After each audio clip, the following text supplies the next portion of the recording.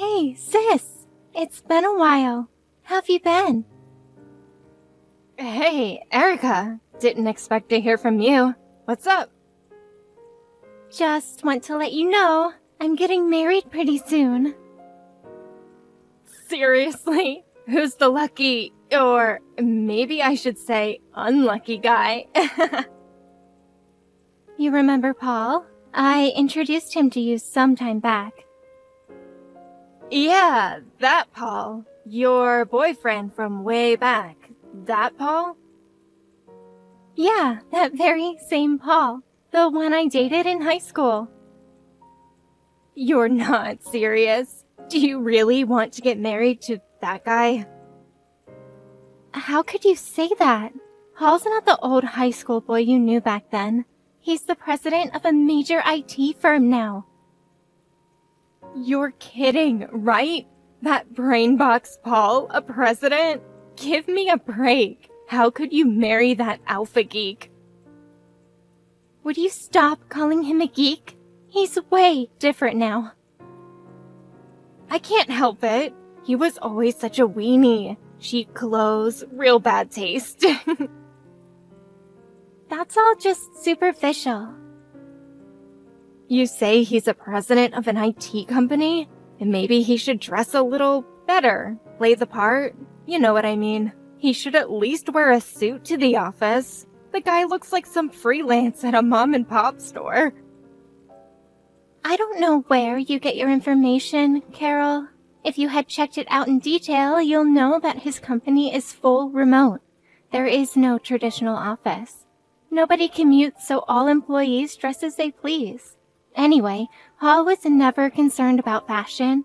As long as he's healthy and squeaky clean, who's to complain? Besides, Paul is someone who is respected and admired. Come on, Erica. Don't make me laugh. Compared to him, take a look at my hubby. He works at a major corporation with annual income of over $150,000. Now that's something to be respected and admired. For good measure, he's super handsome and buys me anything I want. Do you always have to make comparisons? It's really annoying. For you, your husband is probably the best in the world, and for me, Paul is number one, but... Yeah, you'd say he's your number one, but you really didn't have any other options, right?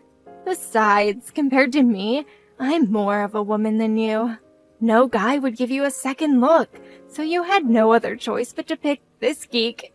I feel sorry for your little sister. You got it all wrong, Carol. I'm marrying him because I love him. Always have, ever since high school. Do you really love this guy?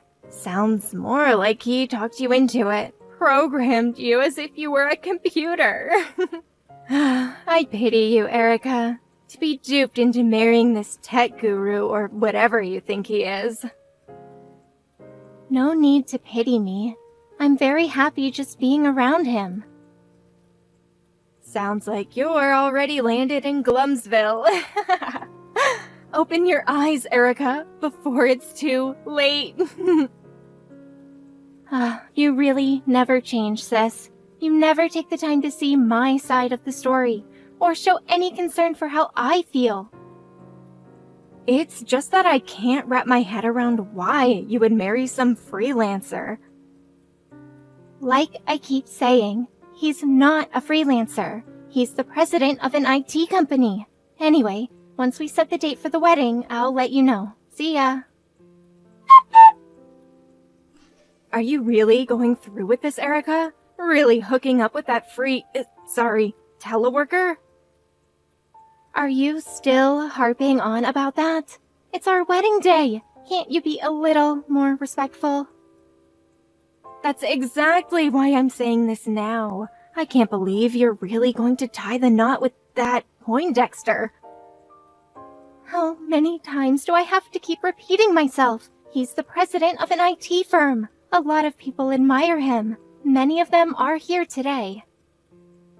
No use trying to sugarcoat this whole mess of a wedding. The guy can't even buy proper clothes. Just your sorry-ass teleworker, freelancer, whatever you want to call him. Just not IT president. As a relative, this is really embarrassing. I just wish you would just put the kibosh on it. Paul just isn't the type to waste money on clothes, and he has zero interest in brands. How many times do I have to keep repeating myself? Some people have money but opt not to use it on such frivolous things. Can't you get that through your head? All you're doing is trying to convince yourself that you're making the right decision by candy-coating everything to suit your agenda. I bet in reality you're in debt, worried about what the future holds, on the verge of tears. Am I right? Wait, back up. What's this about debt? I don't have any debt. We paid for the whole wedding in cash, and we already picked out our new home. Then why are you guys having the wedding at this shoddy wedding hall? If he's this super-duper IT president that's admired by all, he would arrange for a real elaborate wedding, like at the Hilton downtown. What it all boils down to is that he could only afford to have it here at this ritzy little wedding venue. We checked a lot of places out, but in the end we picked this place because it was serene and beautiful.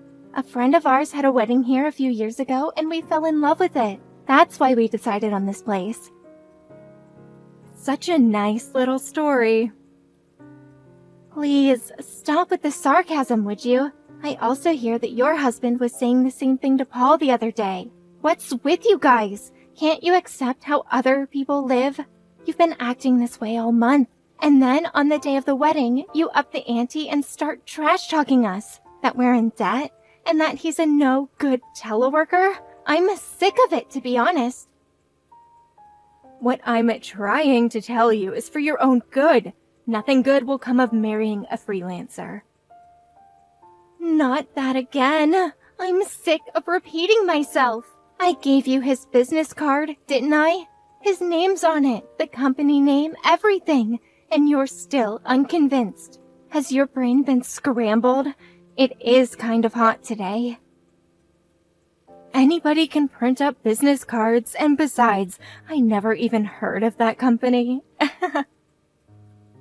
I just got to the wedding hall. Have to cut this short. Talk to you later. Could you at least keep your mouth shut during the wedding? Blab all you want once it's over, but please, cut the cackle until it's over. You can do that, right? Hey, Erica, maybe it would be better if you canceled the wedding. Say again? The wedding starts in 10 minutes. What are you up to now? Everyone's all seated now, expecting the whole thing to start. I already announced to everyone that you're marrying a penniless freelancer geek, and that this wedding is drenched in debt. I warned them that they'll come crying to everyone afterwards for handouts. So better to skip this little celebration. Hold it 1 second, Carol. I did it for your own good, Erica. I know you'll live to regret it, and plus, it's a total disgrace for the entire family. If I didn't warn them and put a stop to this, I figured you wouldn't wake up from this happy valley you seem to be stuck in. The wedding starts in 5 minutes. I won't be attending, by the way. I don't want to contribute money to paying off your debts. Is that so? All right. I'll have you and your husband's seats removed. I'll let you in on a little secret. We're actually right outside the wedding hall right now. We just had to witness all those guests pouring out of the hall. It's gonna be one for the books. Whoever had a wedding with 0 guests. I warned you plenty, Erica. See ya. Erica, are you seeing this? I never expect this to happen. What am I going to do? Yeah, I heard you really pissed off one of Paul's major clients, the president of Apex Incorporated. Your husband works there, doesn't he? You guys came rushing into the chapel right in the midst of our wedding vows. I can't remember the last time I was so embarrassed. Could you talk to him? Tell him it was just a simple misunderstanding? I can't do that. You guys dug your own grave. You guys were totally out of line with him and getting kicked out of the wedding hall, trying to ruin our wedding. A self-inflicted death spiral if there ever was one. You really expect me to dig you guys out? You're barking up the wrong tree. But please, I need your help here, Erica. Please. If you don't help me, my husband's position at the company will be in jeopardy. He may even get fired. Apex Incorporated means everything to us. He was on course to become the next project manager. His entire career is at risk. This whole mess will turn our life upside down. Like I said, you guys signed your own death warrant. There's nothing I can do about it. There's plenty you can do. You're my little sister. You have an obligation to help me. As family, we are honor-bound to help each other. Wait, what? Did you just use the word family? Do you really consider me family? You've always treated me with disdain, always berating me, calling Paul a freelancer, debt-ridden, and you try to ruin our wedding. And now you come crying to me for help because we're family? Spare me. Please, don't say that. I consider us family. I was only trying to help you. Trying to help me? Really? That's right. We did all that because we were concerned for your future. But I never expected the president of Apex Incorporated to be there. How does Paul even know the guy, for Pete's sake? By the way, what did you even say to the president? Well, it was... Come on, tell me. What was it that pissed him off so much? It was about... I was only trying to... That bad, huh? That you can't even tell me. I just told him Paul was a freelancer, a teleworker. Apparently he arrived late, and so I saw him at the entrance and stopped him. I warned him not to attend the wedding, that Paul was a mere freelance worker, that he was heavily in debt. Why the hell did you tell him that?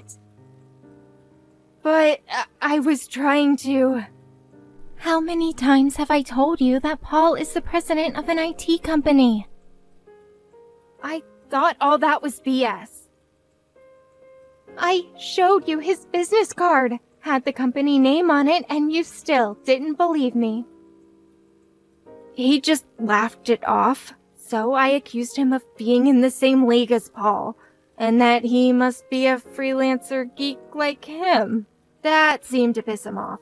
That's when my husband came out of the bathroom and saw the president of Apex Incorporated, standing there, red-faced. My husband was speechless, as you can imagine.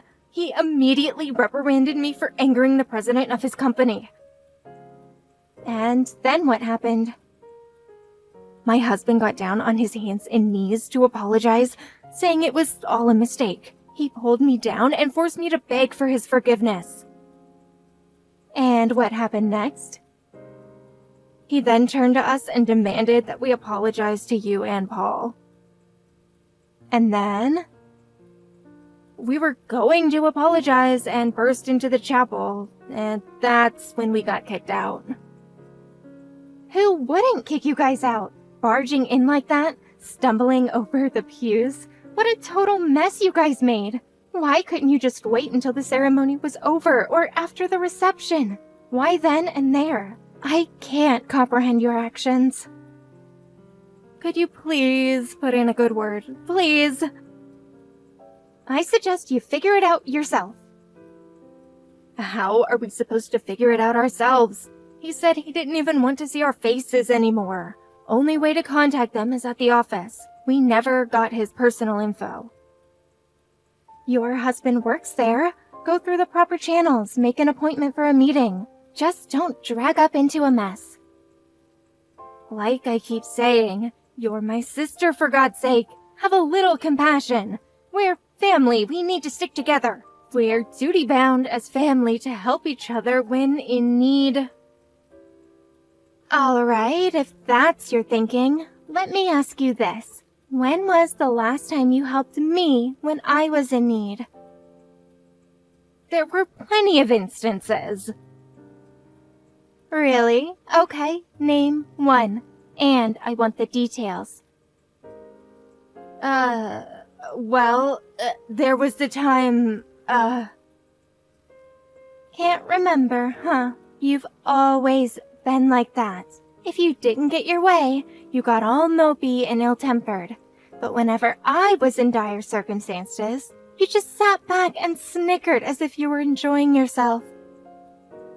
That's not true at all. I'll be sure to help you the next time you're in trouble. I think I'm officially getting dizzy.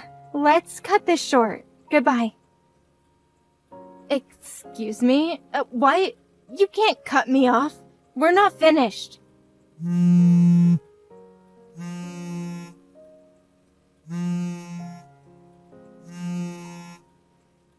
Erica, you can't leave me hanging. Growing up, my folks were always so busy. They left us to my grandma. She was the one who brought us up. After she passed, my folks just provided monetary support, never really interfered in our personal affairs. We were basically left on our own. That is, when things got tricky, there was no adult supervision. Either we keep things in check or do whatever we wanted. My sister seemed to have picked the latter. Maybe that's why she ended up being such a malicious woman. But then she married a like-minded guy. A double whammy if there ever was one. But these two eventually got divorced. Apparently, that incident was the talk of the office for months afterwards. It was apparently hard for him to remain at the company, and as a result, he eventually retired. He blamed my sister for it all. Of course, these people always find a victim. They themselves are never in the wrong. My sister had been a housewife all these years and never really gained any useful skills. So, what did she do? She began trying to seduce my husband, Paul. My father finally had enough of her nonsense and dumped her in some institution. I'm not sure what kind of institution, and I don't want to know. That was the last I heard from her, and I hope it's the last.